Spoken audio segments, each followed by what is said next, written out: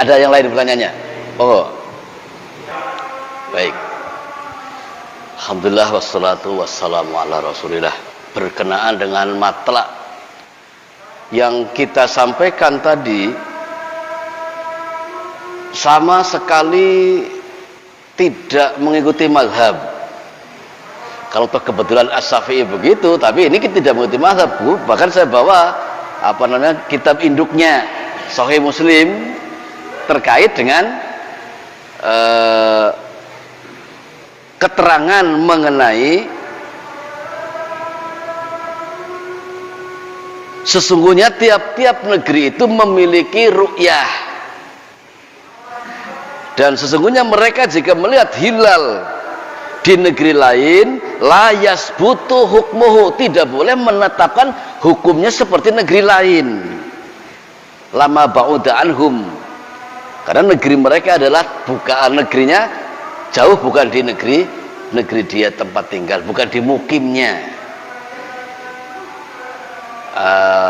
Adapun Asy-Syaukani berpendapat,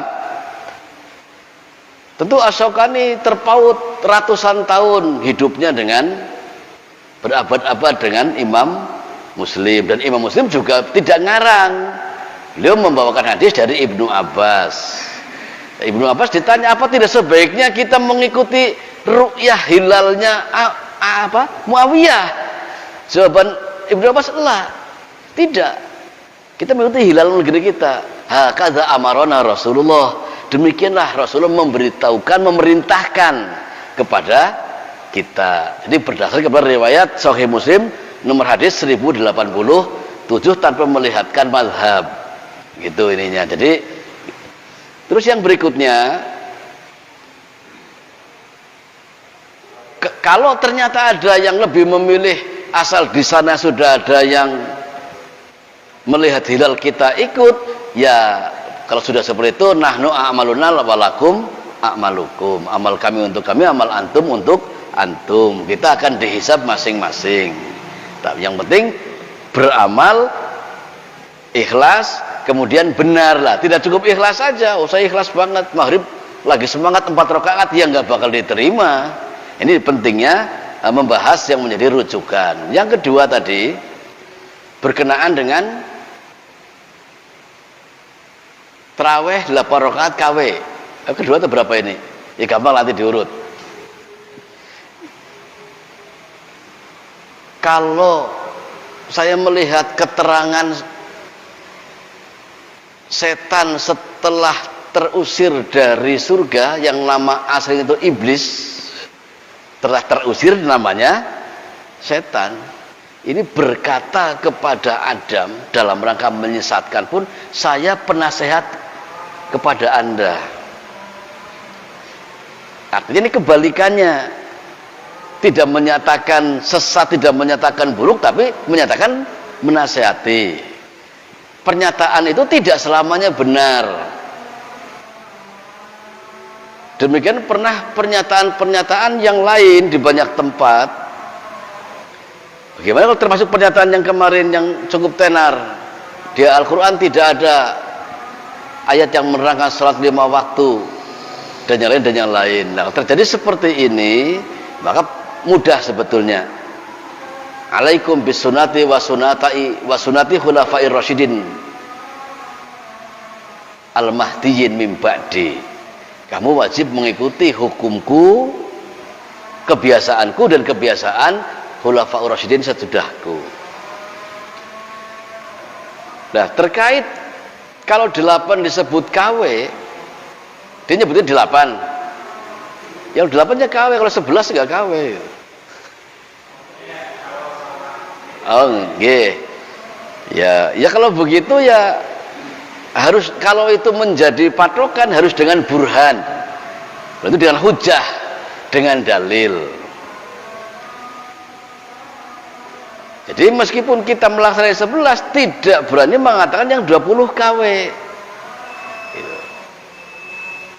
Karena mengingat, menimbang dan beberapa keterangan yang banyak. Tapi kalau rumangsanya yang 20 itu mengikuti sunnahnya Umar bin Khattab pun tidak cerdas dan tidak berdalil.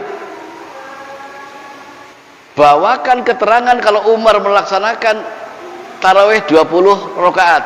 Tidak pernah ketemu, mau nyari kitab, rampung seluruh kitab. Dan yang sahih adalah Umar bin Khattab justru memerintahkan kepada Ubay bin Ka'ab untuk mengimami umat yang berserakan sholatnya masing-masing 11 rakaat.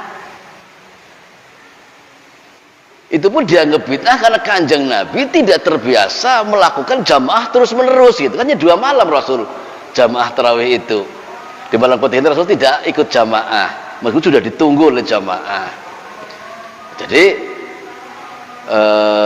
kalau terjadi pernyataan yang tidak berdasar, ya jangan ambil pusing, nanti pusing beneran itu maksudnya. Itunya. Kalau ada keterangan lah baru dipertimbangkan. Jadi kalau yang menyatakan yang 8 rakaat KW, tentu itu hanya ungkapan tanpa ilmu. Meskipun yang menyampaikan kiai umpamanya, itu kan nggak ada dasarnya dari mana itu. Ini berdasarkan hadis riwayat anu lah. Ini KW lah, itu namanya ilmiah. Kita itu butuh apa namanya kajian yang ilmiah, bukan kajian yang emosional gitu. Kajian emosional lain lagi. Nah, terus terkait apa bisa apa namanya malam 11 berapa tadi 8, nanti ditambah malamnya lagi 12. Nah terus witirnya kapan? Setelah 12. Kalau mau seperti itu pelaksanaannya, itu mau ibadah atau mau apa? Nah kalau jawabannya mau ibadah, insya Allah tidak ditemukan metode seperti itu dalam hal qiyamul lail, baik Rasulullah, sahabat maupun tabi'in maupun 4 imam mazhab. Salat baik, tapi kalau caranya dilaksanakan dengan tidak mencontoh mereka, ya khawatir tidak masuk dengan cara yang benar. Itu masalahnya. Nah, terkait apa ada keterangan Rasul salat 20, yang ada adalah hadis Aisyah bahwa Rasulullah masalah qiyamul lail la yazdadu fi Ramadan atau fi ghairihi min ihda asyrotah. Rasul sallallahu alaihi wasallam tidak pernah sholat sunnah pada Ramadan maupun di luar Ramadan melebihi 11 rakaat. Adapun terjadi praktek 13 karena diawali iftitah 2 yang saya sampaikan tadi. Jadi 13 tapi 2 iftitah, 8 tarawih, 3 witir. Kalau nanti bukan Ramadan, ya tidak tarawih namanya. 2 iftitah, 8 tahajud, 3 witir. Dan witirnya pun tidak 3 terus Rasulullah. Pernah Rasulullah witir 5 rakaat. Pernah Rasul witir 7 rakaat. Pernah Rasulullah witir 9 rakaat. Dan itu sahih hadisnya. Ini teknisnya beda dengan yang 1 dan 3. Begitu sementara yang kami sampaikan. Tentang matlak sudah, tentang 20 sudah, tentang KW sudah. Maka dijadikan pegangan atas ungkapan para alim kalau berdasar. Jadi kita mengikuti yang ilmiah, berarti berdasarkan kepada maqalallah wa maqala Rasul. Apa yang Rasulullah sabdakan, apa yang Allah Ta'ala firmankan.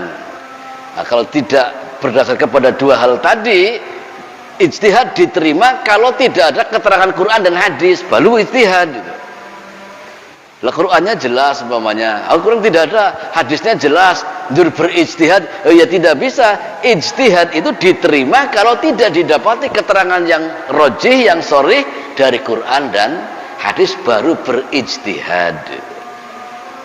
Jadi tidak asal ngerti Quran, ngerti hadis, ngerti bahasa Arab, semaunya berijtihad, tidak bisa demikian. Itu sementara. Baik, sudah masuk waktu Isya. Mohon maaf kepada yang lainnya. Atau masih ada pertanyaan lain, monggo. Waktu, baik, tentang waktu yang terbaik sepertiga malam yang terakhir. Dan Rasulullah waktu ngimami 2 malam gitu ya, itu sahabat Rasulullah Al-Baqarah beres. Ini kayaknya mau ruku, belum, masih ditambah Ali Imran. Ini Imran rampung, kayaknya ya setelah itu ruku lah, belum tambah Nisa. Dan hampir dia menyatakan hampir tidak umal waktu sahur. Ini jadi rampungnya sepertiga malam yang terakhir sampai menjelang imsak kalau bahasa hari ini mungkin ininya. Jadi waktu terbaik itu. Jadi sebaik-baik waktu sholat malam tidak hanya tarawih, nanti Syawal, Dzulqa'dah, Dzulhijjah, tahajud itu adalah sepertiga malam yang akhir. Jadi karena tidak semua mampu bangun, tengah yang boten, akhirnya belum, umpamanya hampir subuh terus bangunnya, maka ada contoh. Siapa? Abu Bakar As-Siddiq selalu witir sebelum tidur 1 rakaat. Berjaga kalau tidak mampu bangun. Nanti kalau toh bangun tidak witir lagi, tinggal tarawihnya itu tinggal tahajudnya kalau di rumah. Dan jangan berpikiran tarawih yang paling afdol jamaah di masjid. Itu menyalahi sunnah. Afdolnya kapan? Ya di rumah. Itu afdolnya. Afdolus salat fil bait, kata Rasulullah, illal maktubah, kecuali salat malam. Itu salat fardu, itu maksudnya ya. Itu salat fardu. Itunya. Tapi itu juga tidak berlaku untuk semua salat sunnah. Nyatanya kalau Idul Fitri, Idul Adha aja afdolnya di lapangan kan gitu. Jadi dalil secara umum mengenai salat sunnah, afdolnya di rumah. Tapi nyatanya boten, sholat istisqa, sholat apalagi Idul Fitri, Idul Adha di lapangan, prakteknya Rasulullah. Jadi untuk memahami hadis atau Al-Quran itu idealnya paham nasih mansuh, paham mengenai ayat-ayat yang menghapus dan ayat-ayat yang dihapus. Ada ayat jadi patokan, padahal ayat itu sudah dihapus secara substansi hukum. Kalau ayatnya masih utuh dibaca dan menjadi hitungan ayat, tapi substansi hukumnya sudah dihapus. Dan ini sebenarnya waktunya ingin saya sampaikan, maka insya Allah di Ahad pagi insya Allah saya sampaikan satu persatu. Untuk sementara tafsirnya meruntut ke bab Ramadan dulu. Nanti bab Ramadan dipandang cukup, baru ke Al-Baqarah ayat 6-nya. Jadi ayat kutiba alaikumusiyam sampai ke belakang terkait Ramadan akan kita bahas di Ahad pagi insyaallah itu. Sekaligus memahamkan nasih dan mansuh di Al-Qur'an. Begitu sementara. Cekap, yang lain cukup? Baik, semoga Allah taala memaafkan kesalahan yang ada pada majelis kita. Semoga Allah taala memberikan kekuatan, kemampuan dan kepandaian kepada kita bersama sehingga kita bisa menjalankan syariatnya. Semoga Allah taala memberikan taufik, hidayah dan ma'unah kepada kita bersama sehingga kita bisa melakukan ketaatan penuh kepada Allah taala.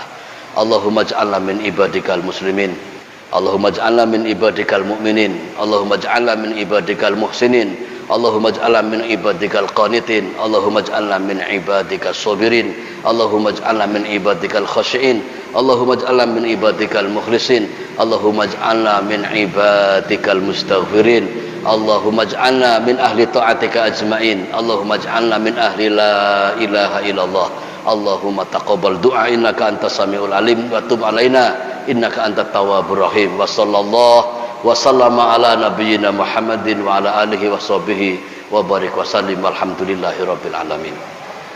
Kita tutup dengan doa kafarat majlis bersama. Subhanaka Allahumma wa bihamdika asyhadu an la ilaha illa anta astaghfiruka wa atubu ilaik. Wassalamualaikum warahmatullahi wabarakatuh.